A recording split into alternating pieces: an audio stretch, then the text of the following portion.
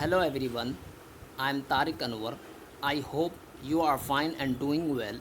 Welcome to Ikra online learning platform. Today I am going to discuss about the noun case. This is lesson number 8. Before this, in previous video where I heard discuss the noun gender,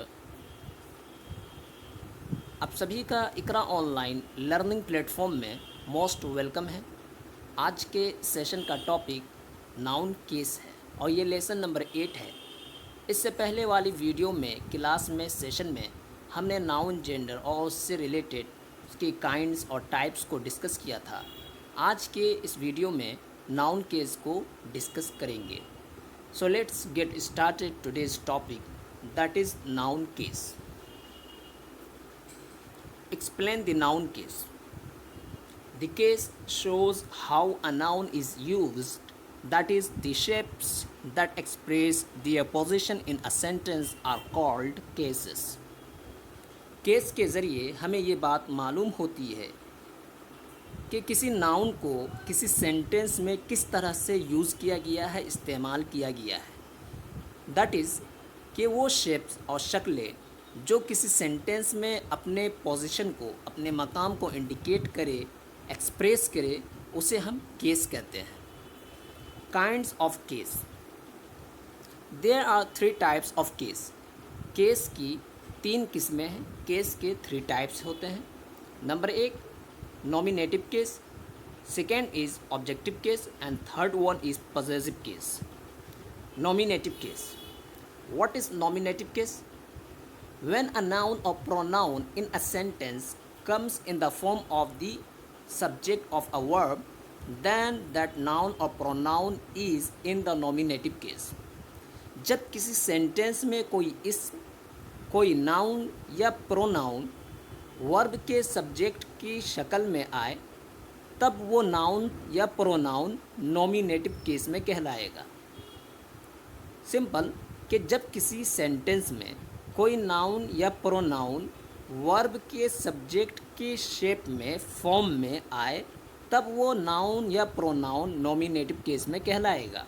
for example, Rashid speaks French, कि राशिद एक लड़का है जो French को speak करता है, बोलता है। इन this sentence Rashid is the doer of verb that is speak, so Rashid is used here in the nominative case. इस एग्ज़ाम्पल में, इस सेंटेंस में राशिद सेंटेंस के वर्ब जो कि स्पीक है उसका डूअर है, उसका करने वाला है, बोलने वाला है, इसलिए राशिद का इस्तेमाल यहाँ पर नॉमिनेटिव केस में हुआ है। तो नॉमिनेटिव केस कहते हैं जब कोई नाउन या प्रोनाउन किसी सेंटेंस में वर्ब के सब्जेक्ट के फॉर्म में आए, तब जाकर वो नाउन या प्रोनाउन नॉमिनेटिव केस में कहलाएगा। जैसा कि एग्जांपल दिया, राशिद स्पीक्स फ्रेंच, तो यहाँ पर इस सेंटेंस में राशिद ये वर्ब जो कि स्पीक है उसका डूअर है, इसी वजह से राशिद को यहाँ पर नॉमिनेटिव केस में यूज़ किया गया है।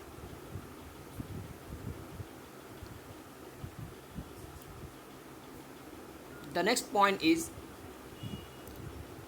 to find out the subject, ask using the word who in the verb of the sentence, then the subject will be known. For example, who speaks? The reply to this is Rashid.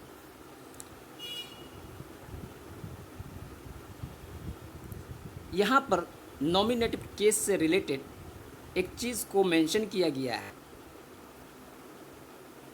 कि subject का पता लगाने के लिए किसी sentence के verb में who का वर्ड को यूज़ करके, क्वेश्चन करके सब्जेक्ट का पता लगाया जा सकता है।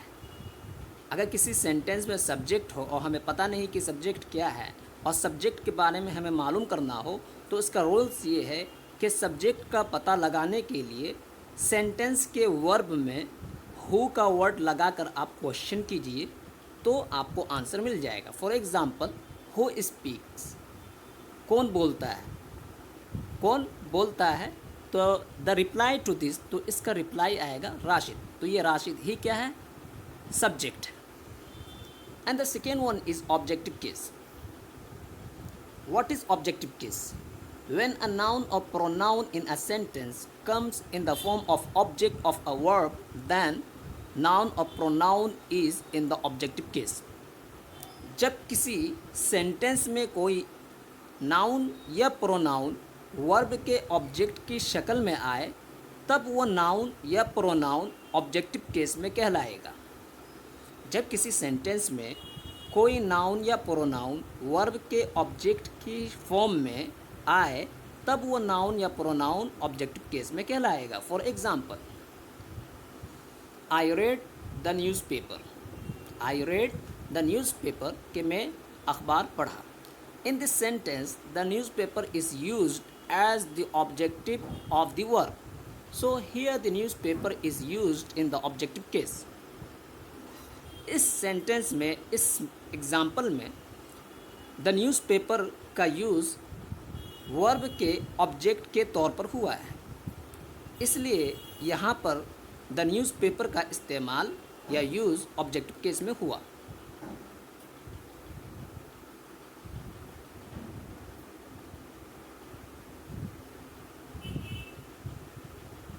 And the next point is to find out the object. Ask using the word what in verb, then the answer will be appeared. Like, what did I read? The reply to this is the newspaper. इसमें यह बात कही गई है कि अगर आपको sentence में ऑब्जेक्ट का पता लगाना है तो आप कैसे पता लगाएंगे।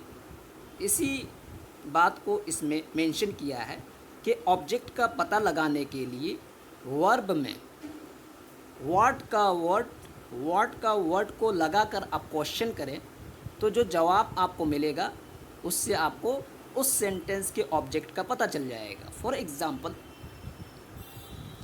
व्हाट डिड आई रेड कि मैंने क्या पढ़ा। व्हाट डिड आई रेड मैंने क्या पढ़ा, तो जो इसका रिप्लाई आएगा मैंने क्या पढ़ा, न्यूज़पेपर, तो ये न्यूज़पेपर ही क्या है, ऑब्जेक्ट है। तो सिंपल ऑब्जेक्ट का पता लगाने के लिए वर्ब में व्हाट को लगाकर क्वेश्चन करें तो जवाब में आपको ऑब्जेक्ट का पता चल जाएगा। And the third one is possessive case.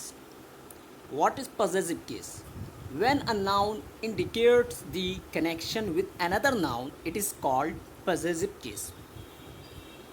जब कोई नाउन किसी दूसरे नाउन से रिलेशन, कनेक्शन को जाहिर करे तो उसे possessive case कहते हैं। For example, your friends house is beautiful. So, in this sentence, friend's house is used in possessive case because friend has the right to the house. इस sentence में ये जो एग्ज़ाम्पल दिया गया कि आपके दोस्त का घर खूबसूरत है, तो इस सेंटेंस में फ्रेंड्स हाउस का यूज़ possessive केस में हुआ है, क्योंकि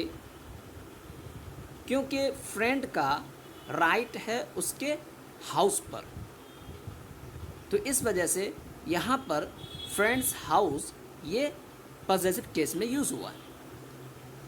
सो गाइस, हमने आज के सेशन में केस से रिलेटेड चीज़ों को डिस्कस किया और उसके 3 काइंड्स हुआ करते हैं, nominative case, objective case and possessive case, और हमने विद एग्जांपल इसको डिस्कस किया। नेक्स्ट वीडियो में हम नई टॉपिक के साथ फिर दोबारा मिलेंगे। तब तक के लिए टेक केयर। वीडियो को लाइक करें, शेयर करें, सब्सक्राइब करें। Thank you very much.